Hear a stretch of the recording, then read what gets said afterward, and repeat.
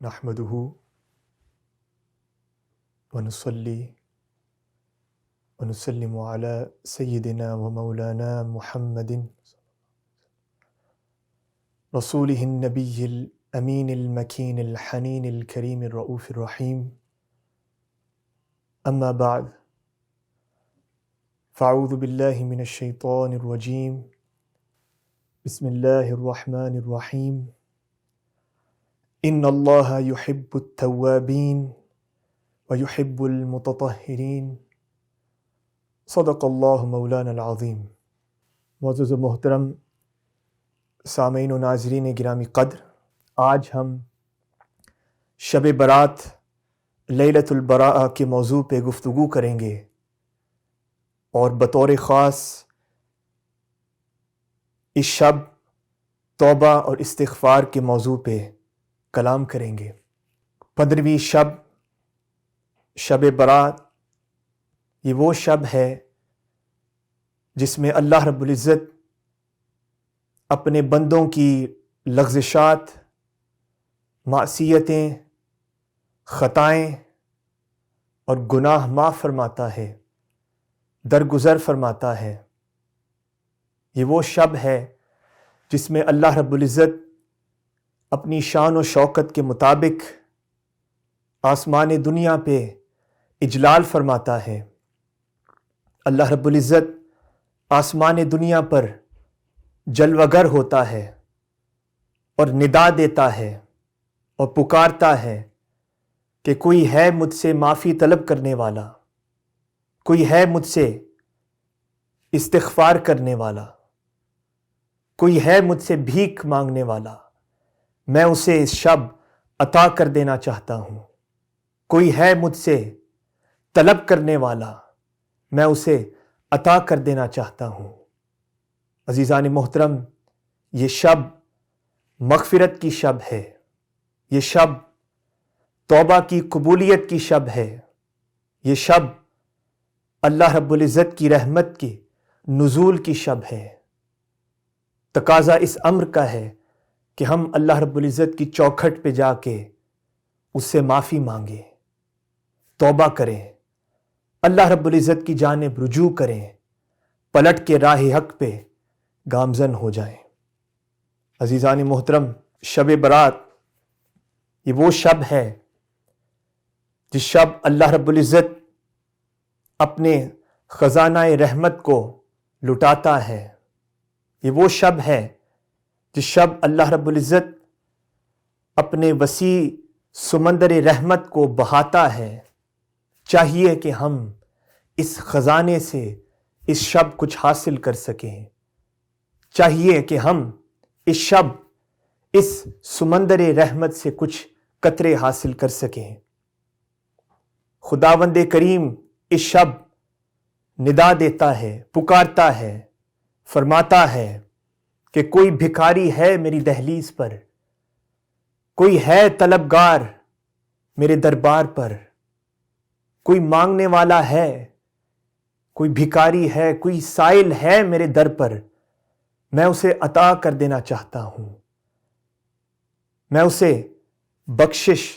اور مغفرت کا سامان عطا فرما دینا چاہتا ہوں. عزیزان محترم، اللہ رب العزت انسانوں کی جمیع سیئات، معصیتیں اور لغزشات معاف فرما دیتا ہے، بشرطے کہ انسان اللہ رب العزت کی چوکھٹ پہ جا کے، انسان اللہ رب العزت کی دہلیز پہ جا کے، انسان اللہ رب العزت کی درگاہ پہ جا کے عاجزی اور انکساری کے ساتھ مانگے، عجز و نیاز کے ساتھ بھیک مانگے، اللہ رب العزت کے حضور اپنی خطاؤں پہ شرمندہ ہو کے، اپنی لغزشات پہ پشیماں ہو کر، ندامت محسوس کر کے اللہ رب العزت کی بارگاہ میں سائل و منگتا بن کے جائے اور اللہ رب العزت سے مغفرت طلب کرے اور اللہ رب العزت کی بارگاہ میں توبہ کرے. جب انسان پشیماں ہو کر، جب انسان شرمندہ ہو کے ندامت کے ساتھ اللہ رب العزت کی بارگاہ میں مغفرت طلب کرتا ہے اور توبہ کرتا ہے، پھر یقیناً اللہ رب العزت اس شخص کو معاف فرما دیتا ہے، یقیناً اللہ رب العزت اس شخص کی توبہ قبول فرماتا ہے۔ اور اسی مقام پر اللہ رب العزت نے سورۃ المائدہ کی آیت نمبر 39 میں فرمایا، فَمَن تَابَ مِن بَعْدِ ظُلْمِهِ وَأَصْلَحَ فَإِنَّ اللَّهَ يَتُوبُ عَلَيْهِ إِنَّ اللَّهَ غَفُورٌ رَحِيمٌ، کہ جب شخص اپنی آپ پہ اپنے ساتھ ظلم کر بیٹھے، اس سے گناہ سرزد ہو جائے، خطا سرزد ہو جائے، پھر وہ اللہ رب العزت کی بارگاہ میں توبہ کرے اور اپنی اصلاح کرے، اور پھر وہ اللہ رب العزت کو نہایت توبہ قبول فرمانے والا اور نہایت رحیم پائے گا۔ عزیزان محترم، شب برات، اس کے حوالے سے بعض مفسرین نے بیان کیا کہ یہ آیہ کریمہ اس کی نسبت نازل ہوئی اِنَّا أَنزَلْنَاهُ فِي لَيْلَةٍ مُبَارَكَةٍ إِنَّا كُنَّا مُنذِرِينَ، اور اس شب کی کچھ خاص خصوصیات ہیں جن میں چند میں آپ کے گوش گزار کر دینا چاہتا ہوں۔ اس شب اللہ رب العزت تمام امور کا فیصلہ فرماتا ہے۔ اس شب بطور خاص عبادت کرنے کی فضیلت ہے۔ اس شب اللہ رب العزت اپنی خاص رحمت نازل فرماتا ہے، اور اس شب اللہ رب العزت شفاعت کا اہتمام فرماتا ہے، اور پھر اس شب اللہ رب العزت بخشش و مغفرت کا سامان پیدا فرماتا ہے۔ عزیزان محترم، میں نے گفتگو کے آغاز میں جس آیت کریمہ کی تلاوت کی، اس میں اللہ رب العزت فرماتا ہے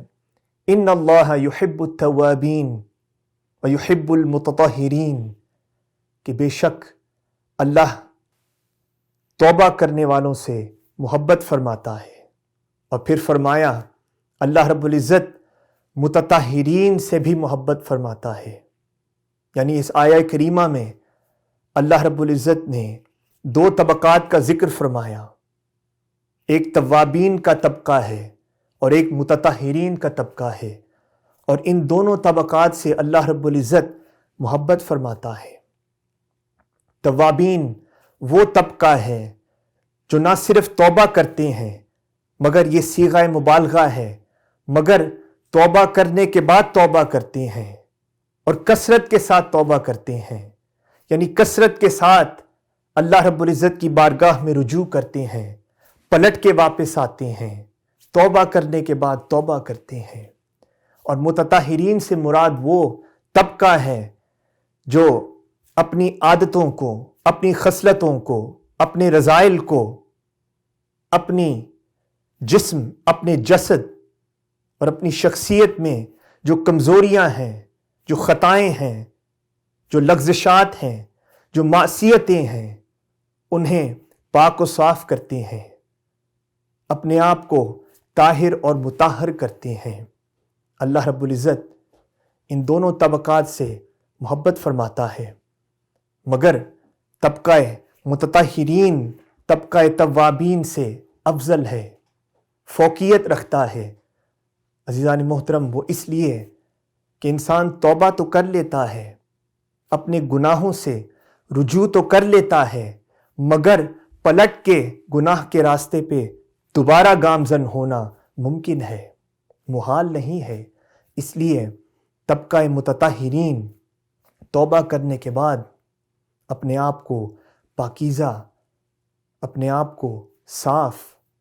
اپنے آپ کو گناہوں، معصیتوں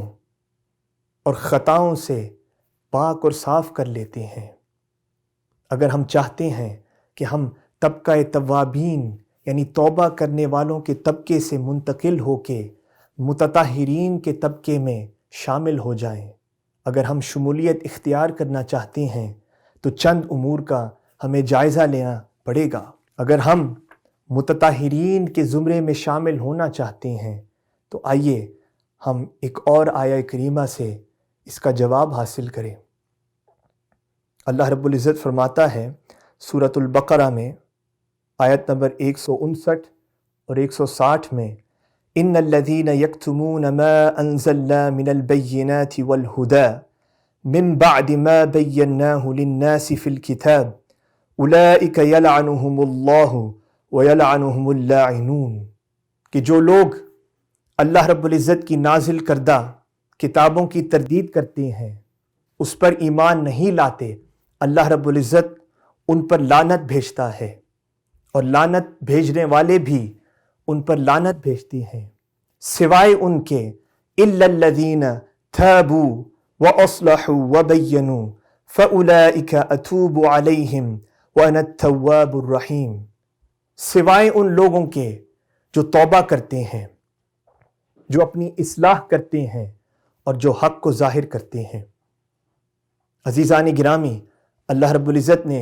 اس آیہ کریمہ میں 3 امور کا ذکر کیا۔ انسان توبہ کرتا ہے، پھر اپنی اصلاح کرتا ہے،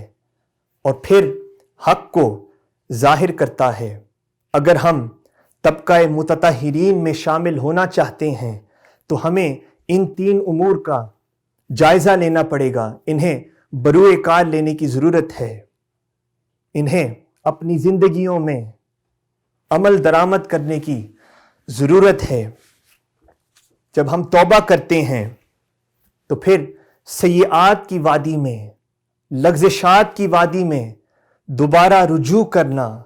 پلٹ کر واپس چلے جانا، یہ محال نہیں ہے۔ ممکن ہے کہ انسان توبہ کرنے کے بعد بھی اپنے ماضی میں گناہ، لغزش اور سیئات کی زندگی میں دوبارہ واپس پلٹ کے چلا جائے، مگر اگر انسان اپنی اصلاح کر لے، جیسے اس آیہ کریمہ میں حکم ہوا، انسان اپنی طبیعتوں کی اصلاح کرے، اپنے طور طریقوں کی اصلاح کرے،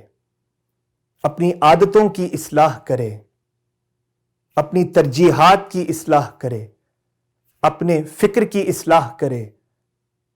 اپنے تصورات کی اصلاح کرے، اپنی زندگی کی اصلاح کرے، پھر اصلاح کرنے کے بعد دوبارہ پلٹ کے گناہ کے راستے پہ گامزن ہونا مشکل ہو جاتا ہے، محال ہو جاتا ہے۔ اس لیے توبہ کرنے کے بعد تقاضا اس امر کا ہے کہ ہم اصلاح بھی کریں، ہم اپنی زندگیوں کو درست کریں، اور ہم حسنات کو، نیکیوں کو اپنی زندگی کا حصہ بنا لیں۔ اس کے بعد فرمایا اظہار حق کرنا بھی لازمی ہے، یعنی ہم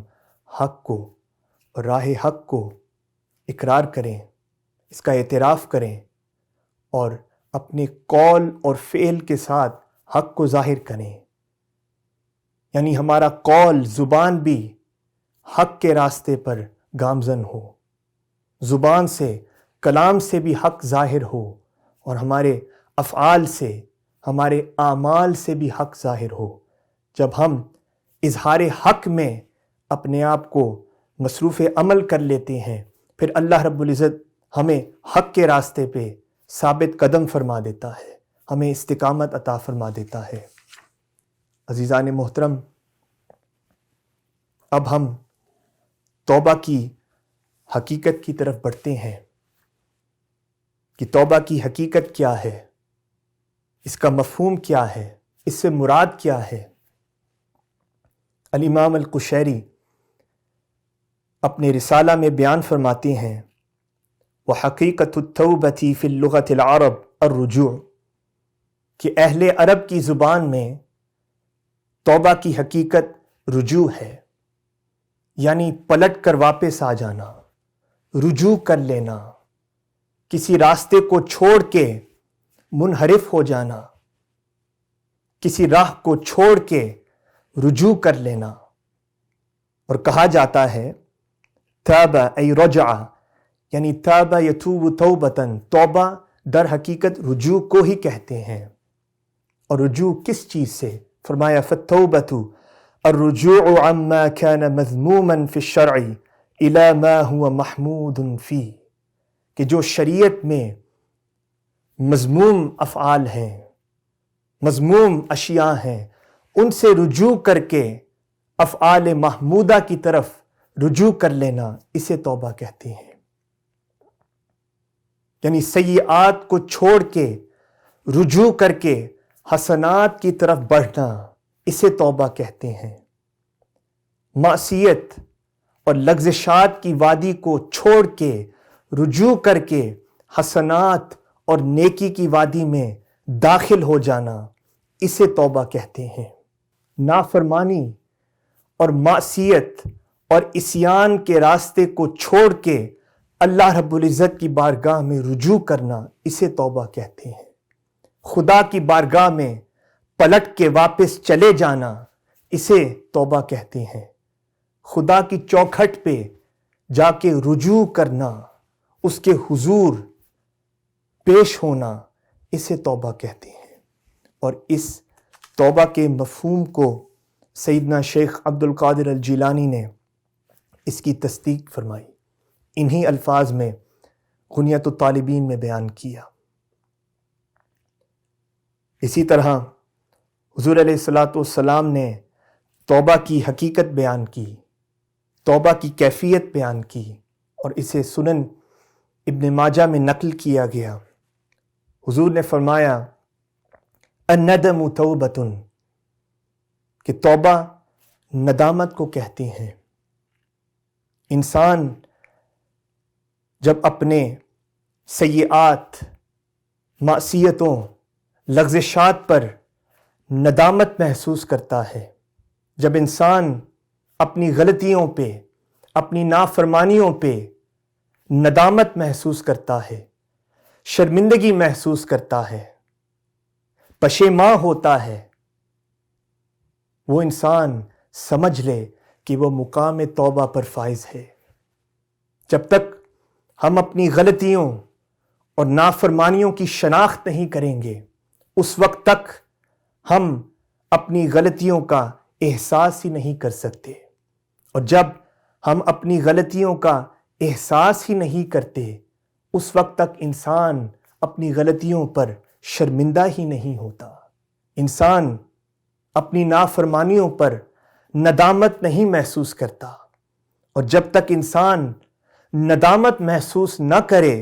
اس وقت تک وہ شخص یہ ارادہ نہیں کر سکتا کہ میں اب اللہ رب العزت کی بارگاہ میں توبہ کروں گا، اب میں عزم کرتا ہوں کہ خدا کی بارگاہ کی طرف میں رجوع کروں۔ عزیزان محترم، تقاضا اس امر کا ہے کہ ہم اپنی غلطیوں کا اقرار کریں، شناخت کریں، اسے آئیڈینٹیفائی کریں۔ اس کے بعد ہماری زندگیوں میں، قلوب و اذہان میں یہ احساس پیدا ہونا چاہیے کہ ہم نے غلطی کی، ہم سے نافرمانی ہوئی، ہم سے عصیان ہوا، ہم سے خطا سرزد ہوئی۔ جب احساس ہوا، پھر انسان کو شرمندگی ہوتی ہے، ندامت ہوتی ہے۔ جب شرمندگی، ندامت ہوتی ہے، انسان پشیماں ہوتا ہے، پھر انسان عزم کرتا ہے کہ اب اس معصیت کو میں نے ترک کر دینا ہے، گناہ کے راستے کو میں نے ترک کر دینا ہے، اب میں عزم کرتا ہوں کہ میں خدا کی بارگاہ میں رجوع کروں گا۔ یہ توبہ کی کیفیت ہے اور یہ توبہ کی حقیقت ہے۔ اللہ رب العزت قرآن مجید کی سورۃ النساء میں فرماتا ہے وَمَا أَرْسَلْنَا مِن رَّسُولٍ إِلَّا لِيُطَاعَ بِإِذْنِ اللَّهِ، کہ ہم نے اپنے رسولوں کو نہیں بھیجا سوائے اس لیے کہ آپ میرے حکم سے ان کی اطاعت کریں۔ اور پھر فرمایا وَلَوْ أَنَّهُمْ إِذْ ظَلَمُوا أَنفُسَهُمْ جَاءُوكَ، اور جب وہ اپنی جانوں پر ظلم کر بیٹھے تھے، یعنی وہ گناہ کر بیٹھے تھے، معصیت کر بیٹھے تھے، انہیں چاہیے کہ وہ حضور کی بارگاہ میں جائیں، انہیں چاہیے کہ وہ حضور کی چوکھٹ پہ جائیں، انہیں چاہیے کہ وہ حضور کے پاس آئیں، اور پھر فاستغفروا اللہ، اور پھر وہ استغفار کریں۔ پھر وہ اللہ رب العزت سے معافی طلب کریں، پھر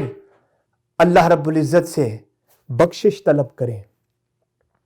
وَاسْتَغْفَرَ لَهُمُ الرَّسُولُ، پھر وہ حضور سے عرض کریں، حضور سے التجا کریں، التماس کریں، اپنی درخواست پیش کریں کہ حضور آپ اللہ رب العزت کی بارگاہ میں ہمارے لیے بخشش اور مغفرت کی دعا کریں۔ آپ اللہ رب العزت کی بارگاہ میں ہماری بخشش و مغفرت کے لیے دعا کریں۔ اور پھر لَوَجَدُ اللَّهَ تَوَّابًا رَحِيمًا، پھر یقیناً تم اللہ رب العزت کو نہایت معاف فرما دینے والا، نہایت رحیم اور کریم پاؤ گے۔ عزیزان محترم، ایک دلچسپ بات ہے کہ یوں تو معصیت انسان اور خدا کے مابین معاملہ ہے، عصیان، معصیت، گناہ کا سرزد ہو جانا، یہ انسان اور خدا کے مابین معاملہ ہے، تو اس میں حضور علیہ الصلاۃ والسلام کا ذکر کیوں آیا؟ عصیان انسان کرتا ہے مگر معصیت خدا کی ہے، گناہ انسان کرتا ہے مگر نافرمانی خدا کی ہے، غلطی انسان سے سرزد ہوتی ہے مگر نافرمانی خدا کی ہے، استغفار انسان کرتا ہے، معاف کرنے والا خدا ہے، توبہ انسان کرتا ہے اور توبہ قبول کرنے والا خدا ہے، تو پھر حضور علیہ الصلاۃ والسلام کا ذکر کیوں آیا؟ عزیزان محترم، وہ اس لیے کہ یوں تو انسان استغفار کرتا ہے، یوں تو انسان توبہ کرتا ہے، مگر خدا توبہ قبول کرے یا نہ کرے وہ اس کی مرضی ہے، وہ آپ کو معاف کرے یا نہ کرے وہ اس کی مرضی ہے۔ مگر اس آیہ کریمہ سے اندازہ ہوا، خدا فرماتا ہے کہ اگر آپ صحیح معنوں میں استغفار کرنا چاہتے ہو، صحیح معنوں میں بخشش و مغفرت حاصل کرنا چاہتے ہو، صحیح معنوں میں میری بارگاہ میں توبہ کرنا چاہتے ہو، صحیح معنوں میں چاہتے ہو کہ میں تمہیں معاف کر دوں، میں تمہیں بخش دوں اور میں تمہاری توبہ قبول کروں، تو پھر چاہیے کہ تم حضور کی بارگاہ میں جانا اور حضور سے عرض کرنا کہ میرے لیے بخشش و مغفرت کی دعا کریں، توبہ کی دعا کریں، اور جب آپ حضور کی بارگاہ میں جاتے ہیں تو پھر میں آپ کی توبہ قبول کرتا ہوں، میں آپ کو معاف کر دیتا ہوں، آپ کو مغفرت سے سرشار کر دیتا ہوں۔ عزیزان محترم، جب معاملہ فقط انسان اور خدا کے درمیان ہوتا ہے تو خدا کی مرضی ہے، وہ معاف کرنے کا ارادہ کرے یا نہ کرے وہ اس کی رضا ہے، توبہ عطا کرے یا نہ کرے اس کی رضا، اس کی مرضی ہے۔ مگر جب خدا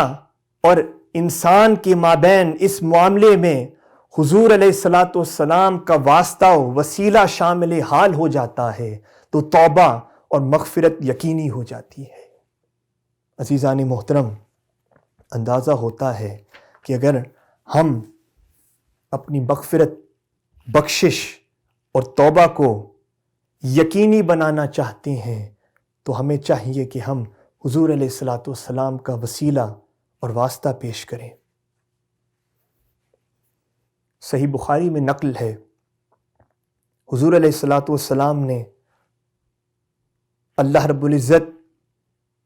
کے توبہ کی قبولیت کو بیان کیا کہ خدا کس قدر انسان کے توبہ کرنے پر خوش ہوتا ہے، کس قدر راحت محسوس کرتا ہے، کس قدر خدا مسرت کا اظہار فرماتا ہے۔ حضور نے فرمایا کہ آپ تصور کریں، اور یہ الفاظ صحیح بخاری کے بھی ہیں اور صحیح مسلم کے بھی ہیں، آپ تصور کریں کہ انسان جنگل میں سفر کر رہا ہے اور ساتھ اس کی اونٹنی ہے، اونٹنی پر زیادہ سفر ہے، کھانے پینے کا سامان ہے۔ چلتے چلتے جنگل میں وہ اپنی اونٹنی کھو بیٹھتا ہے، چلتے چلتے اس کی اونٹنی گم ہو جاتی ہے، پھر وہ انسان پریشان ہو جاتا ہے اور وہ جنگل میں ادھر ادھر چلتا ہے اپنی اونٹنی کی تلاش میں، کبھی ادھر جاتا ہے کبھی ادھر جاتا ہے، اور صحیح مسلم کے الفاظ ہیں کہ وہ ڈھونڈتے ڈھونڈتے پریشان ہو کے مایوس ہو جاتا ہے اور کسی درخت کے نیچے آرام کرنے لگتا ہے۔ حضور نے فرمایا آپ تصور کریں کہ وہ شخص اٹھتا ہے، اس کی آنکھ کھلتی ہے تو وہ دیکھتا ہے کہ اونٹنی اس کے پاس ہے، وہ جلدی سے اس کی لگام پکڑ لیتا ہے۔ حضور نے فرمایا آپ تصور کریں کہ اس شخص کی خوشی کا عالم کیا ہوگا جب اٹھ کے اس نے دیکھا کہ میری اونٹنی میرے پاس ادھر ہے، اس کی لگام پکڑ لیتا ہے۔ اس لمحے اس انسان کو کتنی مسرت اور راحت محسوس ہوئی ہوگی، کتنی خوشی محسوس ہوئی ہوگی، تعجب ہوا ہوگا مگر خوشی بھی ہوئی ہوگی۔ حضور نے فرمایا اس انسان کی خوشی کا تصور کریں، اور اللہ رب العزت کی قسم، اللہ رب العزت کو اس شخص کی خوشی سے زیادہ خوشی ہوتی ہے جب انسان خدا کی بارگاہ میں توبہ کرتا ہے، جب انسان خدا کی بارگاہ، خدا کی چوکھٹ پہ رجوع کرتا ہے، معصیت کو ترک کر کے چھوڑ کے خدا کی بارگاہ میں توبہ کرتا ہے، رجوع کرتا ہے، اللہ رب العزت کو اس شخص کی خوشی سے زیادہ خوشی ہوتی ہے، اس شخص کی راحت سے زیادہ راحت ہوتی ہے، اس شخص کی مسرت سے زیادہ مسرت ہوتی ہے۔ اللہ رب العزت کی بخشش و مغفرت کے دروازے کھلے ہیں، اللہ رب العزت کے توبہ کے دروازے کھلے ہیں، اللہ رب العزت کی رحمت کے دروازے کھلے ہیں، مگر ہم ان دروازوں میں داخل نہیں ہونا چاہتے۔ انسان کا قصور ہے، یہ انسان کی کمزوری ہے کہ پروردگار عالم کے دروازے توبہ، مغفرت و بخشش، رحمت کے کھلے ہیں، مگر ہم اس میں داخل نہیں ہونا چاہتے۔ خدا معاف فرما دینا چاہتا ہے مگر ہم خدا سے معافی طلب نہیں کرتے۔ خدا توبہ قبول فرمانا چاہتا ہے مگر کیا کریں، ہم خدا کی بارگاہ میں توبہ کرنا نہیں چاہتے۔ عزیزان محترم، صحیح بخاری میں ایک اور حدیث نقل ہوئی، حضور علیہ الصلاۃ والسلام نے فرمایا کہ بنی اسرائیل میں ایک شخص تھا جس نے 99 قتل کیے ہوئے تھے، تو اس کے دل میں خیال آیا کہ اتنے قتل کیے ہیں، میں توبہ کر لیتا ہوں، کیا خدا میری توبہ قبول فرمائے گا؟ کیا اللہ رب العزت مجھے معاف فرمائے گا؟ تو کسی نے اسے کسی راہب کی طرف بھیجا، اس راہب سے اس شخص نے پوچھا کہ میں نے ایسے 99 قتل کیے ہوئے ہیں، کیا اللہ رب العزت میری توبہ قبول فرمائے گا؟ اس راہب نے کہا نہیں، وہ کیسے قبول فرمائے گا؟ تو اس قاتل نے اس راہب کو بھی قتل کر دیا، اسے بھی مار دیا، اور پھر لوگوں نے بتایا کہ اس فلاں بستی میں نیک لوگ بستے ہیں، نیک لوگ رہتے ہیں، ان کی طرف چلے جاؤ، وہاں توبہ کر لینا، ان سے یہ سوال پوچھ لینا، شاید تمہیں جواب مل جائے۔ پھر وہ انسان اس بستی کی طرف چلتا ہے مگر راستے میں وہ فوت ہو جاتا ہے۔ رحمت کے فرشتے آتے ہیں، عذاب کے فرشتے آتے ہیں۔ رحمت کا فرشتہ چاہتا ہے کہ اس شخص کو میں جنت میں لے جاؤں، ہاں توبہ نہیں کی تھی مگر کم از کم حق کے راستے پہ گامزن تو ہوا تھا، کم از کم نیک لوگوں کی بستی کی طرف تو بڑھا تھا۔ اور عذاب والے فرشتے آتے ہیں اور فرشتہ سوچتا ہے کہ اس نے تو توبہ نہیں کی تھی، لہٰذا اس کا ٹھکانہ جہنم ہونا چاہیے۔ اس اثنا میں اللہ رب العزت حکم دیتا ہے نیک لوگوں کی بستی کو کہ تم اس میت کے قریب ہو جا، اور دوسری بستی کو جہاں سے یہ انسان روانہ ہوا تھا کہ تم اس سے دور ہو جاؤ۔ اور پھر اللہ رب العزت رحمت اور عذاب کے فرشتوں کو حکم دیتا ہے کہ پیمائش کرنا، اگر یہ میت نیک لوگوں کی بستی سے زیادہ قریب ہے تو اسے جنت لے جانا، اور اگر یہ دوسری بستی سے زیادہ قریب ہے تو اسے جہنم میں لے جانا۔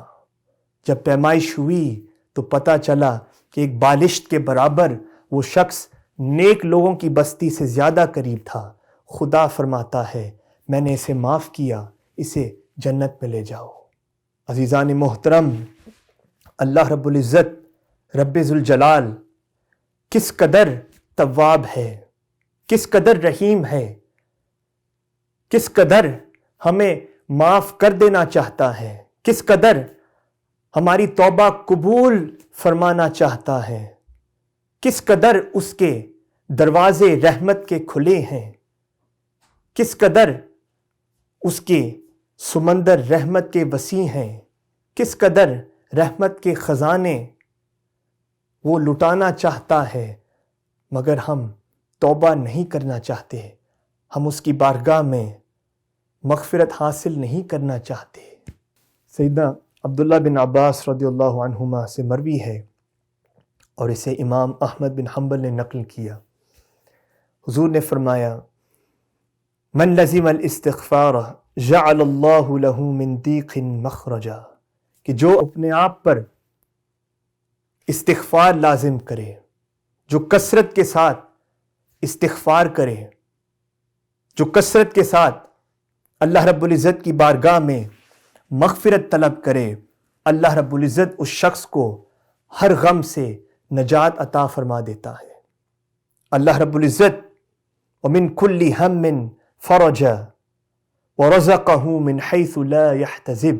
اللہ رب العزت اسے ہر مشکل و مصیبت سے نجات عطا فرماتا ہے، راستہ نکال کر دیتا ہے، اور پھر اسے رزق وہاں سے عطا کرتا ہے جہاں اس کا وہم و گمان بھی نہیں جاتا، جہاں اسے تصور بھی نہیں ہوتا۔ اللہ رب العزت کثرت سے استغفار کرنے والوں کو رزق عطا فرماتا ہے۔ اللہ رب العزت پھر نیک لوگوں کے دلوں پر واردات نازل کرتا ہے، اور اسی طرح معصیتوں میں لت پت لوگوں کے دلوں کو بند کر دیتا ہے، پتھر کی طرح سخت کر دیتا ہے، پھر آیات بینات کا اثر نہیں ہوتا، حضور علیہ الصلاۃ والسلام کی احادیث پاک کا اس کے دل پر اثر نہیں ہوتا۔ اور اسی مفہوم کو حضور نے فرمایا ان المؤمن اذا اذنب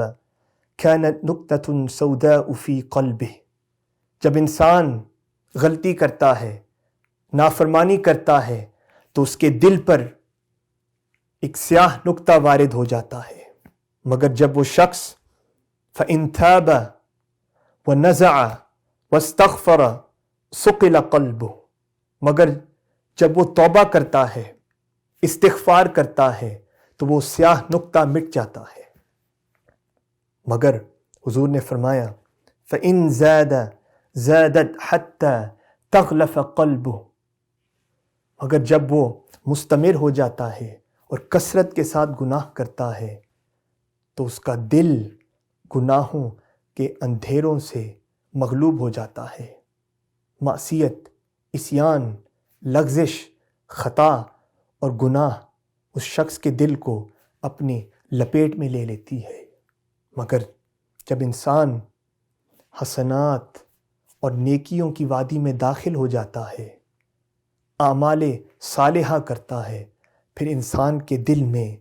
ایک روشنی وجود میں آتی ہے، جس روشنی سے یہ اندھیرے چھٹ جاتے ہیں، ختم ہو جاتے ہیں، یہ سیاہ نقطے و نشان مٹ جاتے ہیں۔ اور اسی کا ذکر کیا قرآن مجید میں کلا بل ران علی قلوبہم ما كانوا یکسبون، حضور نے فرمایا کہ اسی معاملے کی طرف اللہ رب العزت نے قرآن مجید میں اشارہ کیا کہ یہ وہ لوگ ہیں جو کثرت گناہ کے باعث، بدعمالیوں کے باعث ان کے دلوں پر زنگ چڑھ جاتا ہے، اور پھر اللہ رب العزت کی آیات بینات کا دلوں پر اثر نہیں ہوتا۔ جب زنگ چڑھ جاتا ہے تو دل پتھر بن جاتے ہیں، پتھر کی طرح سخت ہو جاتے ہیں، رقت ختم ہو جاتی ہے، دل کی نرمی ختم ہو جاتی ہے، اور پھر اللہ رب العزت کے کلام کا اثر نہیں ہوتا، حضور کے کلام کا اثر نہیں ہوتا، نیک لوگوں کے کلام کا اثر نہیں ہوتا، نیک لوگوں کی صحبت کا اثر نہیں ہوتا۔ اور اگر آپ اس کا توڑ چاہیں کہ اس کا کوئی جواب طلب کریں، کوئی سلوشن حاصل کریں، تو انسان اشک بہائے، پشیماں ہو کے، ندامت کے ساتھ خدا کی چوکھٹ پہ شرمندہ ہو کر آنسو بہائے۔ اشک بہانے سے دل میں رقت پیدا ہوتی ہے، دل دوبارہ نرم ہو جاتے ہیں، اور جو دل پتھر بن چکے ہیں ان میں رقت آ جاتی ہے، وہ نرم ہو جاتے ہیں۔ حضور علیہ الصلوۃ والسلام فرماتے ہیں، اسے مسند ابو یعلا میں نقل کیا گیا، للجنت ثمانیۃ ابواب سبعۃ مغلقہ، کہ جنت کے 8 دروازے ہیں مگر 7 بند ہیں، 7 دروازے بند ہیں۔ وباب مفتوح للتوبہ، لیکن ایک دروازہ کھلا ہے، اور وہ دروازہ توبہ کا دروازہ ہے۔ اور وہ کب تک کھلا ہے؟ فرمایا حتی تطلع الشمس من نحو، جب تک قیامت کے آثار نمودار نہیں ہو جاتے، یعنی جب تک قیامت واقع نہیں ہوتی، اس وقت اللہ رب العزت کی توبہ کا دروازہ کھلا ہے۔ اللہ رب العزت توبہ قبول فرمائے گا۔ اللہ رب العزت نے انسان کو، اپنے بندے کو مہلت دی ہے قیامت تک، کہ قیامت کے آثار نمودار ہونے تک میں تمہیں معاف کر دینا چاہتا ہوں، تمہیں بخش دینا چاہتا ہوں، تمہاری توبہ قبول فرمانا چاہتا ہوں۔ قیامت تک تمہیں مہلت ہے، قیامت تک تمہیں وقت دیا جاتا ہے۔ آؤ میرے پاس رجوع کرو، آؤ میری دہلیز پہ آ کے مغفرت طلب کرو، میری چوکھٹ پہ آ کے رجوع کرو، اپنے گناہوں، معصیتوں اور لغزشات کو ترک کرنے کے بعد، ان سے منحرف ہونے کے بعد میری بارگاہ میں رجوع کرو۔ میں تمہیں معاف کرنا چاہتا ہوں اور قیامت تک معاف کرنا چاہتا ہوں۔ عزیزان محترم، خدا کس قدر رحیم و کریم، کس قدر معاف فرمانا چاہتا ہے، کس قدر تواب ہے، توبہ قبول فرمانے والا ہے، مگر ہماری بدقسمتی کہ خدا ہمیں یہ نعمت عطا فرما رہا ہے، ہماری جھولیوں میں یہ نعمت، یہ سعادت ڈال رہا ہے، مگر ہم اسے قبول نہیں کر رہے۔ کتنی بدقسمتی کی بات ہے کہ لجپال تمہیں عطا کرے مگر تم قبول نہ کرو۔ اللہ رب العزت نے سیدنا داؤد علیہ السلام سے وحی فرمائی، اور اسے الامام القشیری نے اپنے رسالہ میں بیان کیا۔ اللہ رب العزت فرماتا ہے، لو يعلم المدبرون عني كيف انتظاری لهم، کہ جو لوگ مجھ سے اپنے منہ پھیر چکے ہیں، جو مجھ سے پھر چکے ہیں، منحرف ہو چکے ہیں، مجھ سے پلٹ کے رجوع کر چکے ہیں، اگر وہ جان لیں کہ میں ان کا کتنا انتظار کر رہا ہوں، ان کے لیے کتنا منتظر ہوں، اور اگر وہ جان لیں وَرِفْقِي بِهِمْ، کہ میں ان پر کتنی مہربانی کرنا چاہتا ہوں، کتنا کرم کرنا چاہتا ہوں، وَشَوْقِي إِلَىٰ تَرْكِ مَعَاصِيهِمْ لَمَاتُوا شَوْقًا،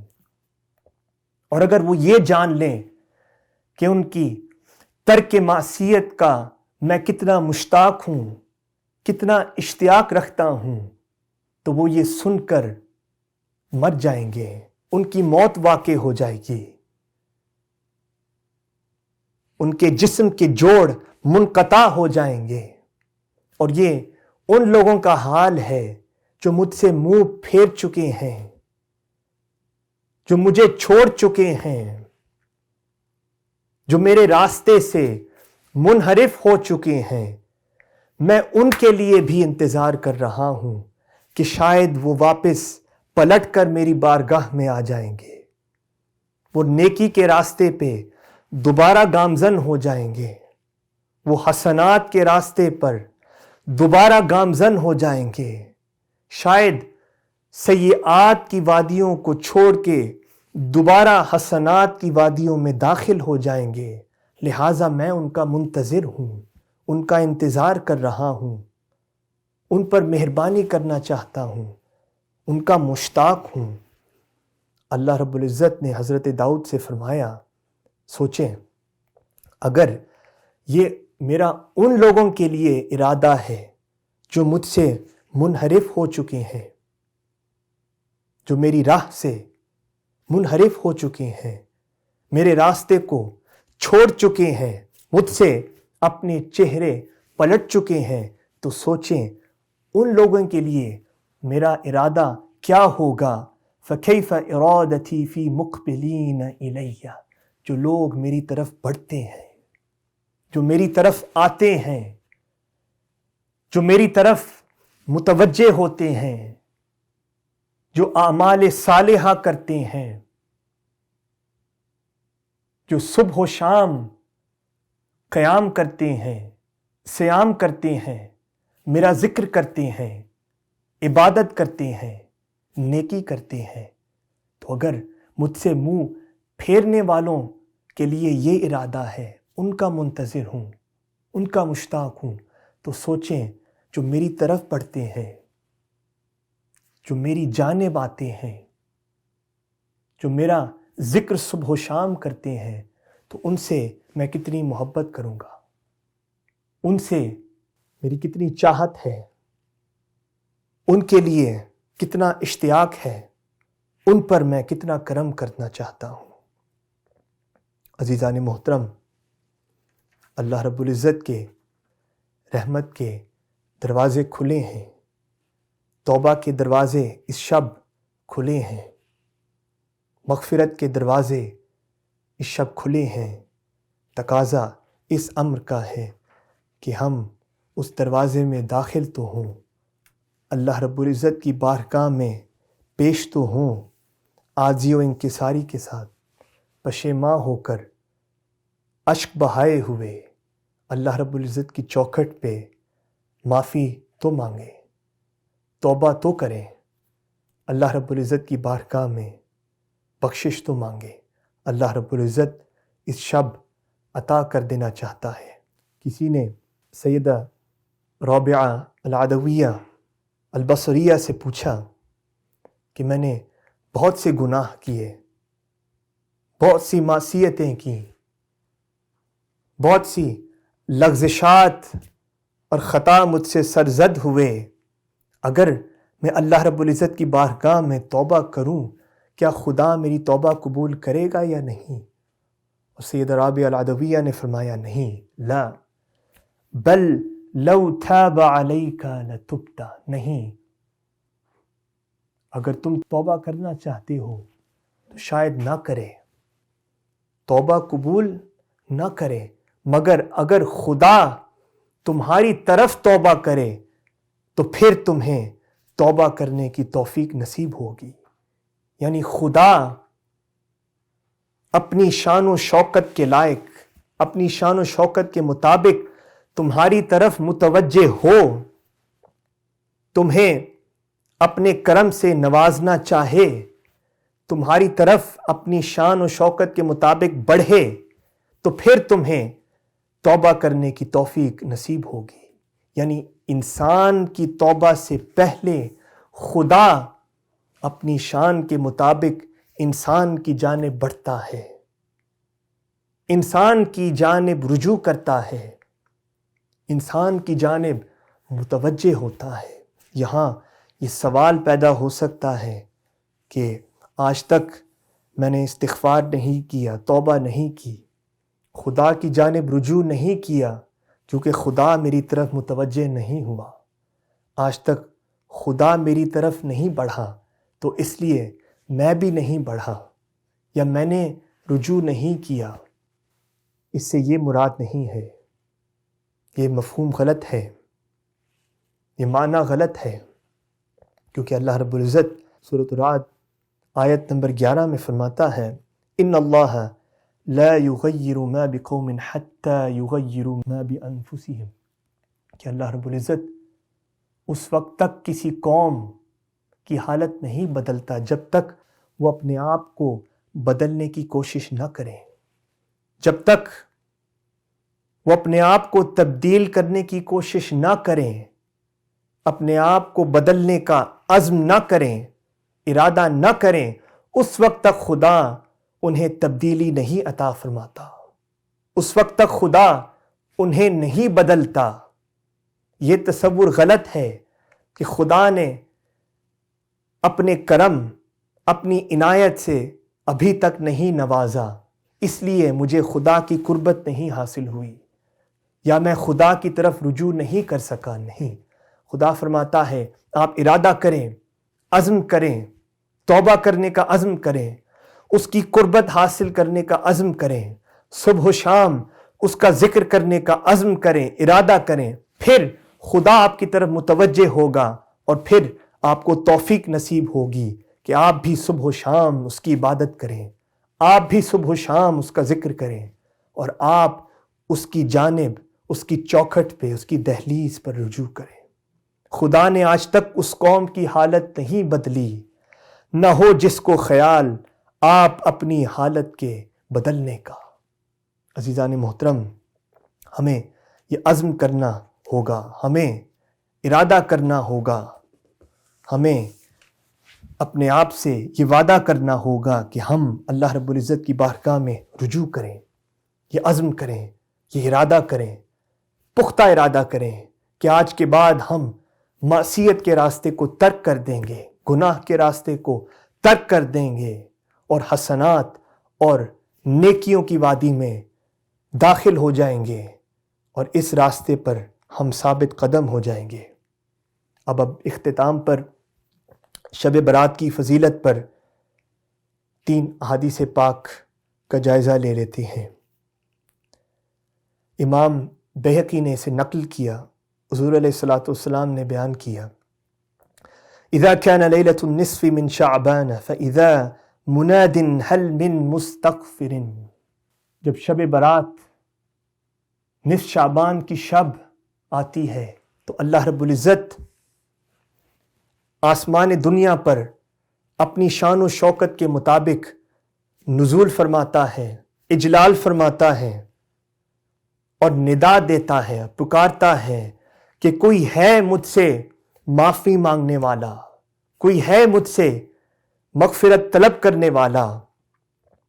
فاغفر له، آج اس شب میں اسے معاف کر دینا چاہتا ہوں۔ اگر کوئی ہے راتوں کو جاگ رہا ہو، قیام کر رہا ہو، اشک بہائے ہوئے مجھ سے مغفرت طلب کر رہا ہو، میں اسے معاف کر دینا چاہتا ہوں۔ هل من سائل فأعطیہ، کوئی ہے سائل، کوئی منگتا ہے، کوئی بھکاری ہے میری چوکھٹ پہ اس شب، جو وہ چاہتا ہے، جو وہ مانگتا ہے میں اسے عطا کر دینا چاہتا ہوں، بشرطے کہ وہ عجز و نیاز، عاجزی و انکساری کے ساتھ مانگے۔ فلا يسأل احد الا اعطیہ، کوئی ہے ہی نہیں، کوئی طلب ہے ہی نہیں، کوئی چاہت ہے ہی نہیں، کوئی خواہش ہے ہی نہیں جو میں پوری نہ کر دوں۔ جو انسان مانگے میں عطا کر دیتا ہوں، اور میں عطا کرتا ہوں سوائے ان لوگوں کے جو فاسق و فاجر ہیں اور جو مشرک ہیں۔ یہ شب رحمت کی شب ہے، مغفرت کی شب ہے، توبہ کی قبولیت کی شب ہے۔ اللہ رب العزت آسمان دنیا پر جلوگر ہوتا ہے، اجلال فرماتا ہے۔ ہمیں چاہیے کہ اس شب ہم قیام کریں، دن کو صیام کریں، اللہ رب العزت کا ذکر کریں، اور پھر خلوص کے ساتھ مغفرت طلب کریں اور اس کی جانب توبہ کریں۔ سیدنا علی سے مروی ہے اور سنن ابن ماجہ میں یہ حدیث پاک نقل ہوئی، حضور علیہ الصلوۃ والسلام نے فرمایا: اذا كانت ليلة النصف من شعبان فقوموا ليلها وصوموا نهارها۔ جب شب برات آتی ہے تو دنوں کو روزہ رکھا کرو اور راتوں کو قیام کیا کرو۔ فإن اللہ ينزل فيها لغروب الشمس إلى سماء الدنيا، کہ مغرب کے بعد اللہ رب العزت آسمان دنیا پر اجلال فرماتا ہے اپنی شان کے مطابق۔ فیقول: الا من مستغفر لی فاغفر له، الا مسترزق فارزقه، الا مبتلا فاعافیه، الا کذا الا کذا حتی یطلع الفجر۔ اللہ رب العزت فرماتا ہے کہ کوئی ہے مجھ سے معافی طلب کرنے والا، آج اس شب میں اسے معاف کر دینا چاہتا ہوں۔ کوئی ہے مجھ سے رزق طلب کرنے والا، اس شب میں اپنے رزق کے خزانے کھولنا چاہتا ہوں، اسے رزق سے سرشار کرنا چاہتا ہوں۔ کوئی ہے مصیبت میں، آزمائش میں اس کی مصیبت آزمائش دور کر دینا چاہتا ہوں۔ کوئی مانگے تو صحیح، کوئی بھیک تو مانگے، کوئی طلب تو کرے، کوئی رات کو جاگ کے مجھ سے مانگے تو صحیح۔ فرمایا اللہ رب العزت فجر تک آسمان دنیا پر اجلال فرماتا ہے اور عطا کرتا ہے۔ سیدہ عائشہ رضی اللہ عنہا بیان فرماتی ہیں، اور امام احمد بن حنبل نے اسے نقل کیا، اور میں حدیث پاک کا آخری حصہ عرض کر رہا ہوں۔ فقال ان اللہ ينزل لیلة النصف من شعبان الى السماء الدنيا فیغفر لأکثر من عدد شعر غنم کلب، کہ اللہ رب العزت آسمان دنیا پر جلوگر ہوتا ہے اپنی شان کے مطابق، اور پھر اللہ رب العزت بنو کلب کی بکریوں کے بالوں سے زیادہ لوگوں کو معاف فرماتا ہے، یعنی ہزاروں لاکھوں لوگوں کو، بے حساب لوگوں کو کثرت کے ساتھ معاف فرماتا ہے۔ یعنی بنو کلب کی بکریوں کے بالوں کے عدد سے زیادہ اللہ رب العزت لوگوں کو اس شب معاف فرماتا ہے۔ اللہ رب العزت توبہ قبول فرماتا ہے، اپنی رحمت نازل فرماتا ہے۔ عزیزان محترم، تقاضا اس امر کا ہے کہ اس شب ہم قیام کریں، اللہ رب العزت کی بارگاہ میں استغفار کریں، اس کا ذکر کریں، اشک بہائیں، اور احساس شرمندگی اور ندامت پیدا کریں، اور صدق و خلوص سے اس سے معافی مانگیں، بخشش طلب کریں۔ اللہ رب العزت یقیناً آپ کی توبہ قبول فرمائے گا اور آپ کو مغفرت سے سرفراز فرمائے گا۔ اللہ رب العزت ہمارا حامی و ناصر رہے۔ وما علینا الا البلاغ المبین۔ والسلام علیکم ورحمۃ اللہ وبرکاتہ۔